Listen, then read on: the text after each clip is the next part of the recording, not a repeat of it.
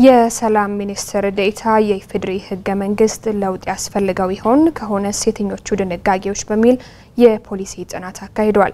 በዚህ የጥናት ውጤት ይፋ ማድረጊያና መወያያ መድረክ የፌዴሬሽን ምክር ቤት ምክትል አፈ ጉባኤ ዛህራ ሆሙድን ጨምሮ የፖሊሲ ባለሙያዎች፣ የሰብአዊ መብት ተቋማት ኃላፊዎች፣ ሚኒስትር ዴኤታዎችና ሌሎችም ተገኝተዋል። በዚህ ጉዳይ ላይ ተጨማሪ መረጃ ሊያደርሰን ዘጋቢያችን አንዷለም መናን በቀጥታ መስመራችን ላይ ይገኛል። አንዷለም እንደምን ውለሃል? በመድረኩ የተነሱ ሀሳቦች ምንድን ናቸው? እሺ አመሰግናለሁ። እንግዲህ በመድረኩ ህገ መንግስቱና መሻሻል የሚገባቸው ጉዳዮች ላይ ትኩረት አድርገዋል። መሻሻል የሚገባቸው ጉዳዮች ምን እንደሆኑ የተደረገ ጥናትን ይፋ ነው ያደረገው ማለት ነው። እዚህ በፊት ግን በመሪ አንቀጾች ላይ ያነሳሽው የሰላም ሚኒስቴር ሳይሆን ፖሊሲ ኢንስቲትዩት ነው ይህን ጥናት አድርጎ ለሚመለከታቸው አካላት አሁን ማብራሪያና ውይይት እያደረገ ያለው። ይህን ማስተካከያ አድርጌ ወደ ማብራሪያ አልፋለሁና በተለይ የፖሊሲ ጥናት ኢንስቲትዩት ይህንን ጥናት ሲያደርግ ባለፉት 30 በላይ ዓመታት ህገ መንግስቱ እስካሁን ሳይሻሻል ቆይቷል። ስለዚህ ይሻሻል ከተባለ የትኞቹ ድንጋጌዎቹ ነው መሻሻል የሚገባቸው በሚል እንግዲህ ጥናት ተደርጎ ነው ዛሬ ይፋ የተደረገው። የኢንስቲትዩቱ ዋና ዳይሬክተር ፕሮፌሰር በየነ ጴጥሮስ ህገ መንግስቱ ከረቀቀበት ጊዜ አንስቶ እስካሁን እንግዲህ የተለያዩ የክርክርና ያለመግባባት ምንጮች ሆነው መቆየቱ ይታወቃል። በዚህ ምን ምሳሌ ነኝ ረጅም ጊዜ ቆይቷል።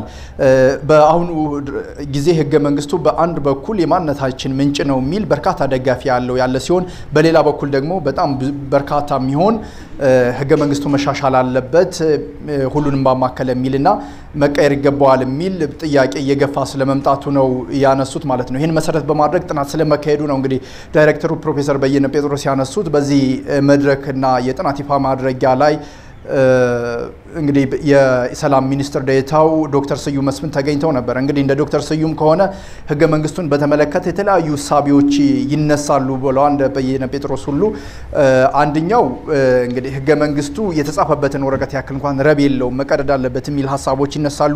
በሌላ በኩል ደግሞ ህገ መንግስቱ በአሁኑ ሰዓት የማንነታችን ምንጭ ነው የትኛው አንቀጽ መነካት የለበትም የሚሉ ሀሳቦች የሚነሱበትና ተቃራኒ ሀሳቦች የቆሙበት አለ። በሌላ በኩል ደግሞ ሶስተኛ ሆኖ የቆመው ለሁሉም በሚጠቅም ይሻሻል የሚሉ ሀሳቦች አሉ። ስለዚህ የሚጠቅመው ይሄን ይዘን መሄድ ነው፣ ሁሉን ባማከለ መልኩ ማሻሻል ይገባል ብለዋል። ለዚህ ምሳሌ ያደረጉት የህንድን ህገ መንግስት ነው።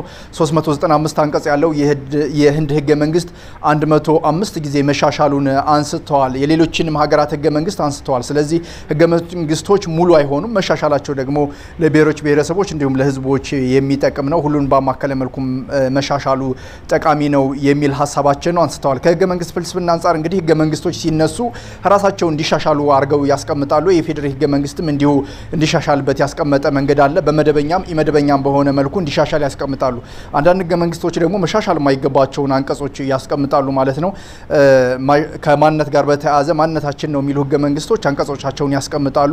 የፌዴራል ህገ መንግስትም እንግዲህ የሀገሪቱ ስያሜና የፌዴራል ስርዓቱን በተመለከተ መሻሻል የለበትም በሚል አቋም ማስቀመጡን ነው ያነሱት። ይሁንና እንግዲህ ህገ መንግስቶች ባስቀመጡት መሰረት መሻሻል ይገባቸዋል ብለዋል። እዚህ ላይ በጣም ዛሬ እንግዲህ አንዱ የተነሳው ዶክተር ስዩም ያነሱት አጉልተው ምንድነው ህገ መንግስቱ ፎርማል ወይም መደበኛ በሆነ መልኩ ምክር ቤቶች ወይም በህዝብ ውይይት አልተቀየረም፣ አልተሻሻለም።